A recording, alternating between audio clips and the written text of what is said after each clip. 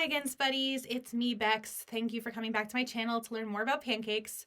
I tried makeup again, and now I look like Elvira, so that's fun. I was going to try to, use foundation for the first time, but I don't own any blush, and I don't know how to apply blush, so that just didn't work. And then I wanted to, use my angled brush for eyeliner, but I couldn't find my angled brush, so I just used an eyeliner pencil, even though I'm really bad at using eyeliner pencil. And then as I was getting ready to come down here to record, I found my angled brush in Warren's train. So that's how my day's going. Anyway, I am happy to be here to introduce my next pancake recipe to you. This is not going to be an exclusively pancake channel, but I'm waiting on getting a camera right now. As you can probably tell from the low video quality, I'm recording on my Mac's internal camera.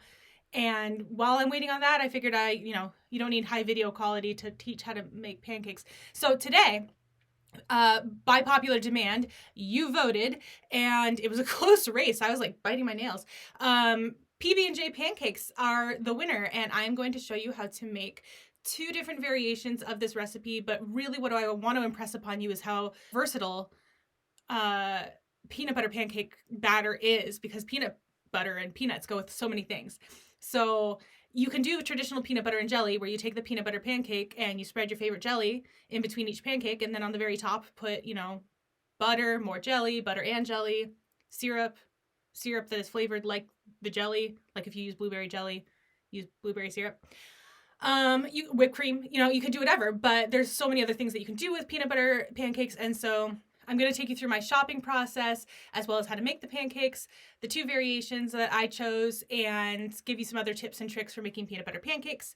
You're going to notice that these pancakes are a little bit crumbly because peanut butter does that, right? It's like thick and a little bit on the dry side. So I'm sure a master chef could figure out how to offset that, maybe extra oil or milk or water or even another egg. But for me, I don't mind, because you're going to notice that in this recipe, I use about 10 times the amount of peanut butter that a normal human being would want to eat. I love peanut butter. And B, that's why you add the jelly and the syrup and everything, is to offset the dryness. Not that the pancake will come out very dry, but it'll be a bit crumbly. So first I want to talk to you about the process of picking peanut butter, because getting that peanut flavor to come through all the flour and other ingredients is tough. It's actually, like, you'd think because peanuts have a strong flavor that it would work out. But the first thing you need to do is pick a good peanut butter. The first thing you need to do is pick a good peanut butter. So you'll notice that this one is chunky, and I'm going to take you through my shopping experience with how to pick it. And the ingredients list is peanuts and contains 1% or less of salt. That's what you want to look for. So without further ado, let's hit the market, and then we're going to hit the griddle, but not physically or literally, because that would hurt. And also you might not have access to a griddle, so a pan would also work. So you're at the supermarket looking at a ridiculous amount of peanut butter, and maybe you want to go to an old favorite like Skippy or Jif, but those are made with a lot of sugar and oil, like canola oil. And so I always go for what I showed you earlier, the natural one with the two ingredients, because you need that peanut flavor to come through. I want to say briefly that if you are allergic to peanuts, I wouldn't go for almond butter, because almond butter doesn't seem like it would have a strong enough flavor to really affect the pancakes. After a brief discussion with my best friend, we came to the conclusion that cashew and or walnut butter would probably be the best replacement. Beyond that, though, you don't want to add a sugary peanut butter to your mix, even though it would probably blend better because it's already soft and whatever, because you're adding it to a batter that will have sugar in it, and you don't want to over-sweeten it. You want the peanut flavor. Peanut extract exists, but if you want to pump up the peanut flavor, I would say just get some peanut butter chips or some Reese's peanut butter cups or Reese's Pieces and use those inside the batter. You also have like peanut butter powder, right? Peanut extract is kind of excessive. And while you're in this aisle, you're going to pick up your jelly. or jam, depending on what part of the world you're in. And I choose strawberry every time, almost every time. I love strawberry jelly. And in this case, because I want to top with some strawberry syrup, I want the syrup to be able to match the fruit. And I know that probably the most easy to find fruit syrups are going to be strawberry and blueberry. So if you prefer blueberry, that works too. I check the ingredients to make sure fruit is first among them. And I haven't tried this one before, so I thought I would give it a go. You're going to see me inspect the ingredients list, make sure that there's no high fructose corn syrup, that the first ingredient is strawberries. Then I kind of look at the consistency and see like, how will this spread on a pancake? I don't want it to be too chunky. That's my preference. And I go, yeah, that's fine. So I put it in the cart. Other jellies will start with, say, strawberry syrup or high fructose corn syrup. And if you compare that side by side with strawberry syrup, which is on the right there, those are the same ingredients. And I feel like the syrup is the one that should have those unhealthy ingredients because it's syrup. If I'm going to put something unhealthy on my pancakes, that's the one I'm going to put on there. That being said, another thing you can find in this aisle is Nutella. If you're feeling like maybe you're not into peanut butter and jelly, but would prefer peanut butter and Nutella. Similarly, you can also find honey if you need a replacement for jelly or jam. You can do peanut butter and honey pancakes with a little bit of butter on top. That would be great as well. Like I said, versatile recipe. All right, let's go to the kitchen. I already mixed up the dry ingredients and sifted them, adding a little bit less salt because I know there's salt content in the peanut butter. And I added about 10 times more peanut butter to that bowl than anybody should ever want. The way I do it is I stick it in the microwave for about a minute or 30 seconds at a time at a really low temperature until it starts to get liquidy. It'll like slosh around in the bowl a little bit. And then I know that I'll be able to stir it in with the liquid ingredients. So there I go again, creating that well for the liquid ingredients. I actually use peanut oil as well instead of any other oil to, again, bring out that peanut flavor, which is why you'll see some chunks in there because I took it right out of the fresh jar. And then I'm going to pour in the peanut butter, not all of it because I am aware that I use too much. And then a quick stir. And basically I have to look at the flour lumps to know when I'm done. I'm going to try to get it incorporated as best as I can, but I don't want to overbeat that batter. So as soon as it looks like I'm getting too close to overbeating it, I stop. And you'll see that I left some lumps. I could have even stopped a little sooner, but it's incorporated as best as I can. Onto the griddle, we are of course going to use Pam. I'm going to preheat the griddle while the batter sets a little bit like I did with the last ones. And I'm going to do a couple variations here. Like I said, look how thick that batter is. Like it holds peaks. Look at that. Yeah. Anyway, as I pour it out, I just kind of tap it down on the griddle a little bit. No one minded a thick pancake, right? And anyway, what I'm going to do for my first round, I'm actually going to make two kinds here. And so I'm going to do 2 short stacks.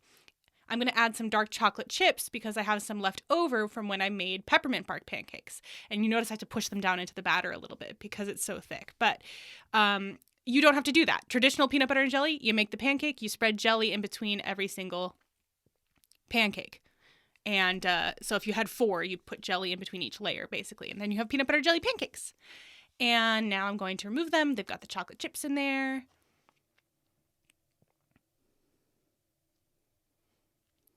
And before I add the next pancake, I get my jelly. Strawberry jelly, love it. Spread some on there, spread as much as you like or as little as you like. That's going to help, again, with the I hate to say it, but moistness of the overall meal. And then say you have 3 of these, you would do this again on the second pancake, and then you put the third one on top. But in this case, I only have 2.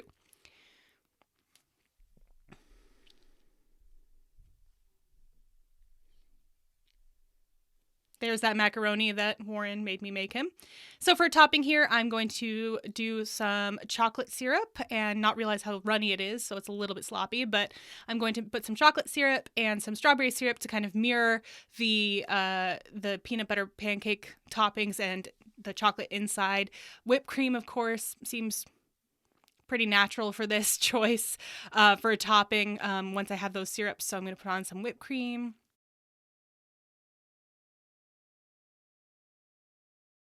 And finally, a nice healthy topping of fresh cut strawberries to complete the look and the flavor profile. Because everybody knows that if you take an unhealthy thing and you top it with the equivalent healthy thing and eat them together, that basically cancels the 2 things out. And so you're not really eating an unhealthy thing anymore or a healthy thing. You're doing, it's fine. It cancels out.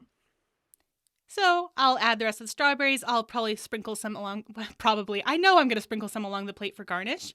And that is your first variation on a peanut butter and jelly pancake. I'm going to cut into it. You see how it's a little crumbly, but I promise it tasted really good.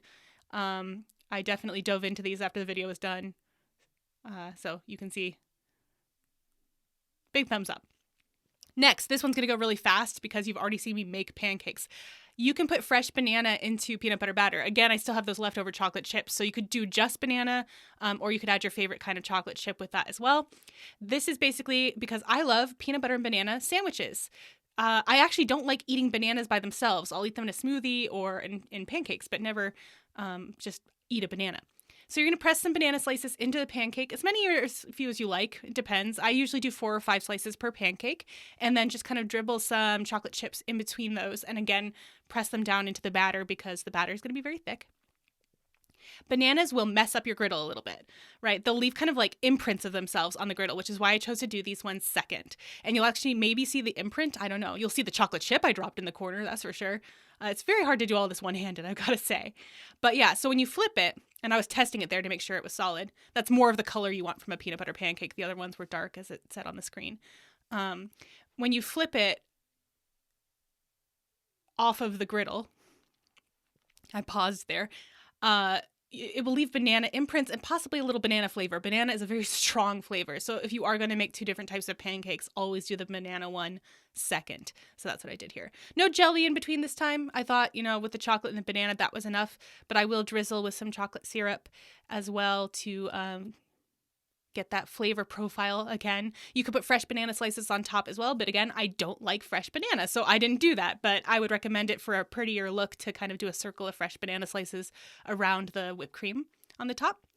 But that's the second recipe that you have there. And of course, you gotta cut into it a little bit.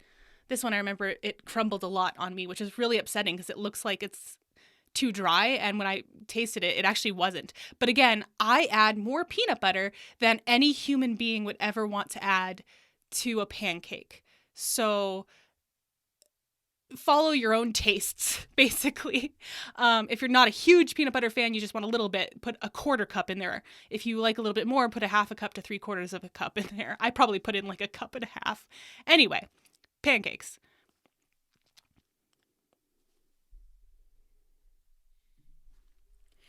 And that's how you make peanut butter pancakes. I hope that was useful for you. I hope you make them yourself and that you send me pictures and things like that. I love peanut butter so much, and I'm sorry if the video quality, again, is not very good. I'm still just filming on my phone.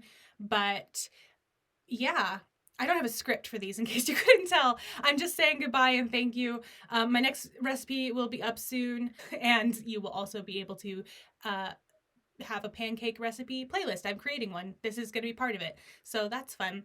So thank you. Like and subscribe. Find me on Twitter at BexGoose if you want to get at me. Leave a comment with tips or tricks for making pancakes. I welcome suggestions, I guess. And what else? I have a Patreon.